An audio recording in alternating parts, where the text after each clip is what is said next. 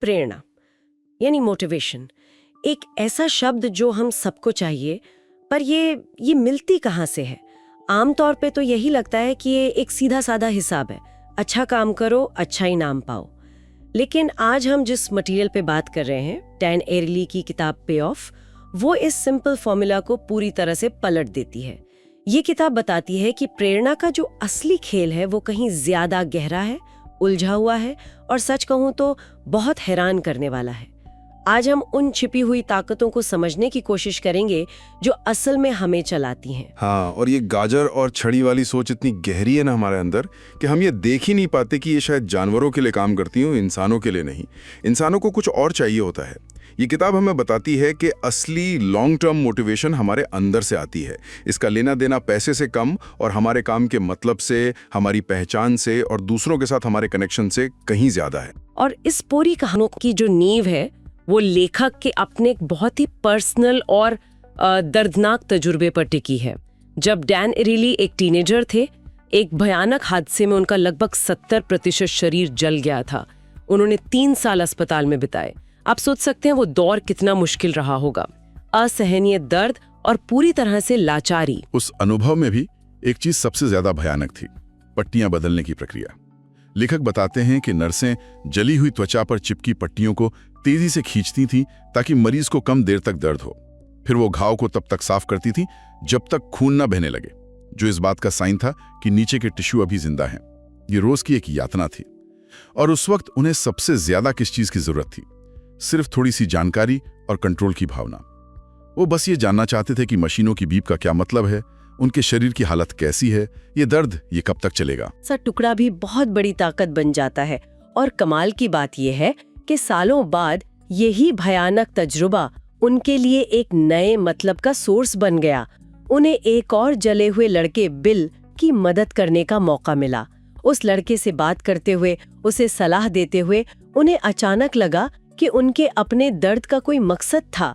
वो उस दर्द से गुजरे थे, इसलिए वो किसी और की मदद करने के लिए यूनिकली क्वालिफाइड थे। और यहीं से एक बहुत बड़ा आइडिया सामने आता है जो इस पूरी किताब का मतलब सार है। खुशी और अर्थ यानी हैप्पीनेस और मीनिंग एक ही चीज नहीं है। एक बीच पर बैठकर ड्रिंक पीना शायद आपको खुशी दे सकता है, शॉर्ट टर्म प्लेजर, लेकिन जिन चीजों से जिंदगी को मतलब मिलता है वो अक्सर मुश्किल होती हैं, चैलेंजिंग होती हैं और कभी-कभी दर्दनाक भी।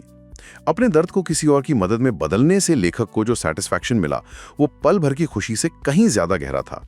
वो अर्थ था। ये तो बहुत गहरी बात है।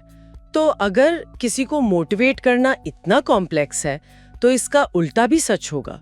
मतलब किसी का मोरल डाउन करना, उसे डीमोटिवेट करना क्या आसान है? हाँ, बहुत ज्यादा आसान। और इसे साबित करने के लिए एरिली ने एक बड़ा मजेदार प्रयोग किया लेगो बायोनिकल्स के साथ। इसमें हिस्सा लेने वालों को लेगो के मॉडल बनाने थे और हर मॉडल के लिए उन्हें पैसे मिल रहे थे जो हर बार थोड़े कम होते जाते थे। अब यहाँ 2 ग्रुप थे। पहले ग्रुप को सार्थक या मीनिंगफुल ग्रुप कहा गया। वो जो भी मॉडल बनाते उसे संभाल कर टेबल के नीचे रख दिया जाता, जैसे उनकी मेहनत की इज्जत की जा रही हो। और दूसरा ग्रुप, मुझे अंदाजा है कि उनके साथ ऐसा नहीं हुआ होगा। बिल्कुल नहीं। दूसरे ग्रुप को सिसिफियन ग्रुप कहा गया। इसका नाम ग्रीक कहानी के उस किरदार सिसिफिस पर है जिसे एक ही पत्थर को बार बार पहाड़ी पर चढ़ाने का श्राप मिला था और पत्थर हर बार नीचे लुढ़क जाता था। इस ग्रुप में जैसे ही कोई एक मॉडल पूरा करता, एक्सपेरिमेंट करने वाला उसे उनकी आंखों के सामने ही तोड़कर वापस डब्बे में डाल देता। अरे बाप रे, ये तो बहुत ही क्रूर है। तो नतीजों में कितना फर्क था?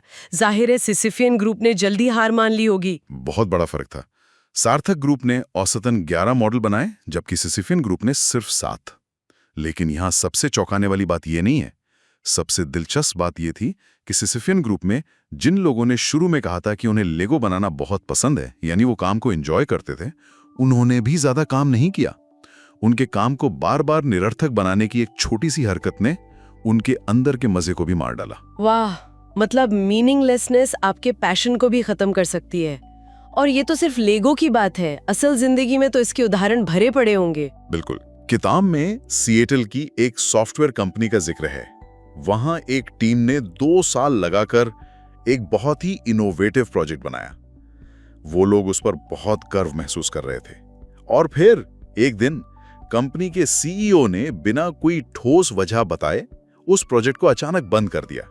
उन सभी इंजीनियरों को ठीक वैसा ही महसूस हुआ जैसा सिसिफियन ग्रुप के लोगों को हुआ था। उनकी 2 साल की मेहनत, उनके लेट नाइट्स, उनका सारा पैशन एक झटके में बेकार हो गया।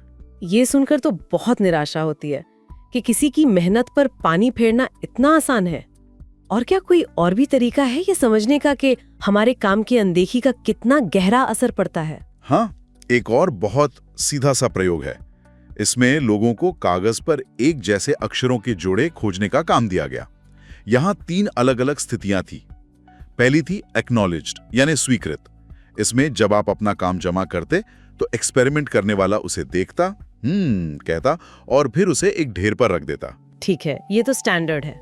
दूसरा क्या था? दूसरी स्थिति थी इग्नोर्ड, यानी अनदेखा करना। यहाँ एक्सपेरिमेंट करने वाला आपसे कागज लेता और बिना एक नजर डाले उसे सीधे ढेर पर रख देता। और तीसरी सबसे बुरी स्थिति थी श्रेडेड, यानी नष्ट करना। यहाँ एक्सपेरिमेंट करने वाला आपका काम लेते ही उसे तुरंत पेपर श्रेडर में डाल देता। ओके, तो मेरा अंदाजा है कि श्रेडर वाली कंडीशन सबसे ज्यादा डीमोटिवेटिंग होगी और एक्नॉलेज्ड वाली सबसे अच्छी, लेकिन इग्नोर्ड वाली कहाँ फिट होती है? यही तो इस प्रयोग का सबसे हैरान करने वाला नतीजा था। जैसा आपने सोचा, श्रेडर वाली कंडीशन सबसे बुरी थी। लोगों ने बहुत जल्दी काम करना बंद कर दिया। लेकिन जो बात चौंकाने वाली थी वो ये कि काम को सिर्फ अनदेखा करना भी लगभग उसे नष्ट करने जितना ही बुरा था। इग्नोर्ड ग्रुप के लोगों ने भी लगभग उतनी ही जल्दी हार मान ली जितनी श्रेडेड ग्रुप वालों ने। इसका मतलब ये है कि हमारे काम को बस कोई देख ले, एक्नॉलेज कर ले, ये छोटी सी बात भी बहुत बड़ी ताकत रखती है। ये एक तरह का मानवीय जादू है। अनदेखा किया जाना लगभग आपके अस्तित्व को नकारने जैसा है। ये तो कमाल की बात है। मैं सोचती कि काम को अनदेखा करना बुरा है, पर उसे फाड़ देने जितना बुरा। इसका मतलब तो ये हुआ कि हमारे बॉस का एक छोटा सा या देख लिया है भी बहुत मायने रखता है। तो ठीक है, हमने ये तो समझ लिया कि लोगों का मोराल कैसे तोड़ा जाए। अब इसका उल्टा सोचते हैं, प्रेरणा को बनाया कैसे जाए। इसका एक बहुत बड़ा जवाब बनाने के आनंद में छिपा है, जिसे लेखक आइकिया इफेक्ट कहते हैं। ये एक सिंपल सा आइडिया है। हम उन चीजों से ज्यादा प्यार करते हैं और उन्हें ज्यादा कीमती समझते हैं जिन्हें बनाने में हमने खुद मेहनत की हो, भले ही वो परफेक्ट ना हो। IKEA effect? ये नाम सुनते ही मुझे वो टेढ़ी मेढ़ी बुक शेल्फ याद आ गई जो मैंने खुद बनाई थी। वो बिल्कुल सही नहीं बनी, पर मुझे बहुत प्यारी है। बिल्कुल, आप उस बुक शेल्फ से इमोशनली जुड़ गई हैं। इसका एक क्लासिक उदाहरण 1940 के दशक के केक मिक्स का है। जब ये बाजार में आए तो ये बिके नहीं। पता है क्यों? क्योंकि वो बहुत आसान थे। उनमें सिर्फ पानी मिलाना होता था। बनाने वालों को ये महसूस ही नहीं होता था कि उन्होंने कुछ बनाया है, कोई मेहनत की है। इसलिए कंपनियों ने एक होशियारी की। उन्होंने मिक्स में से अंडे और दूध का पाउडर निकाल दिया।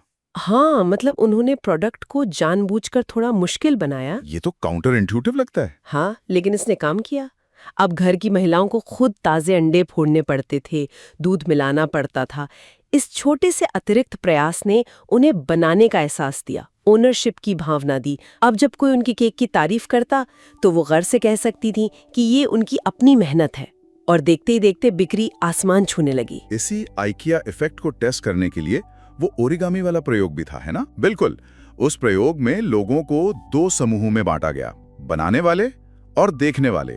बनाने वालों ने खुद ओरिगामी बनाए, जो अक्सर बहुत अच्छे नहीं दिखते थे, टेढ़े मेढ़े से।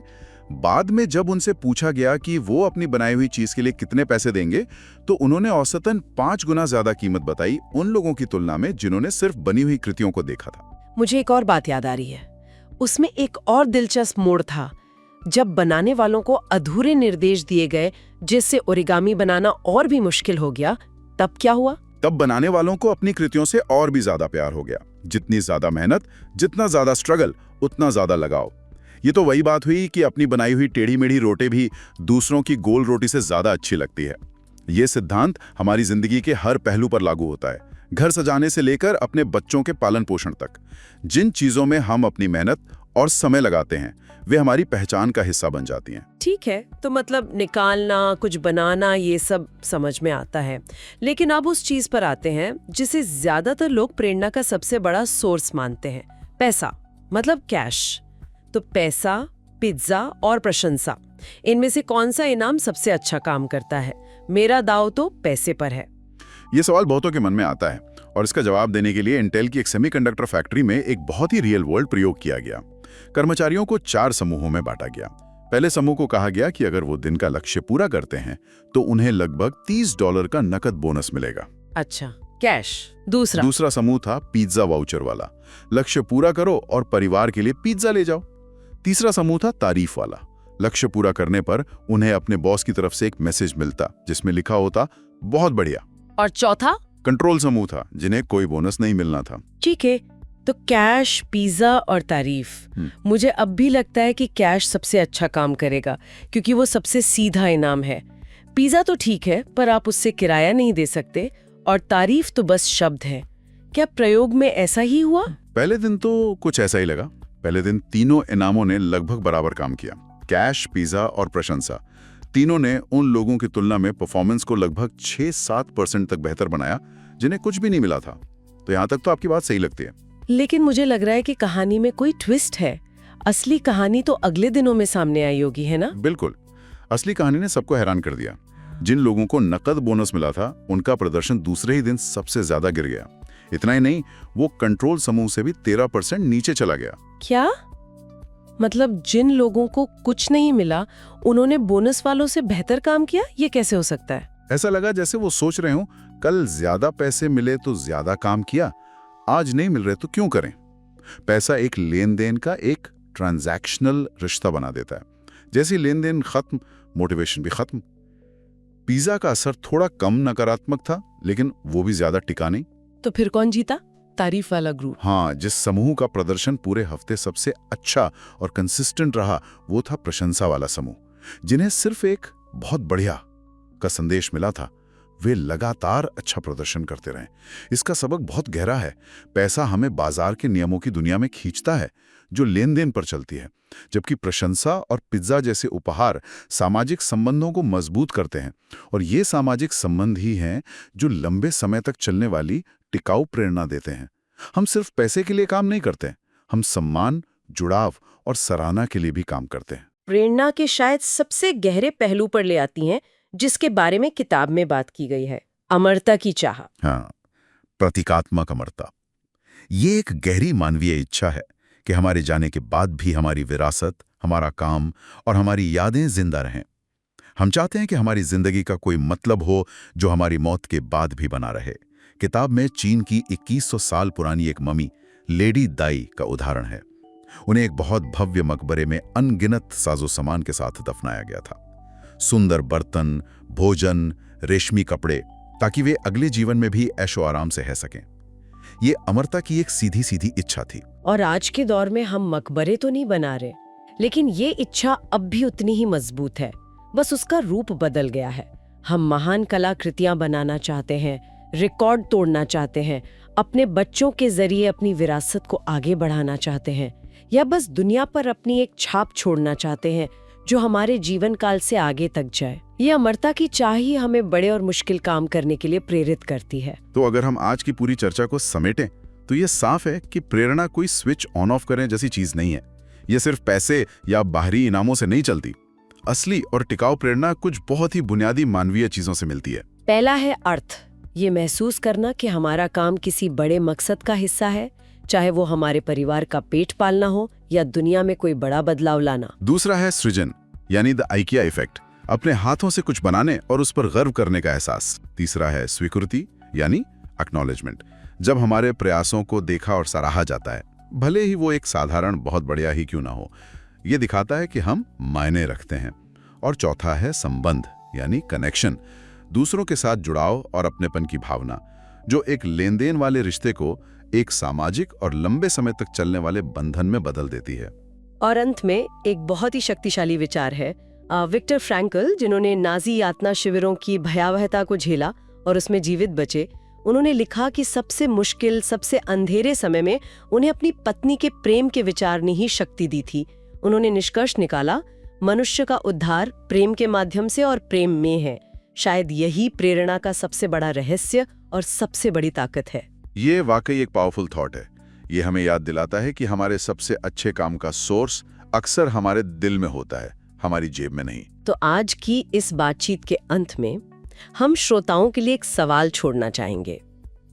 अपने रोजमर्रा के जीवन में, चाहे वो काम पर हो या घर पर, ऐसा कौन सा एक छोटा बदलाव लाया जा सकता है जिससे लेन देन की भावना कम हो और जुड़ाव, अर्थ और सृजन की भावना बढ़े?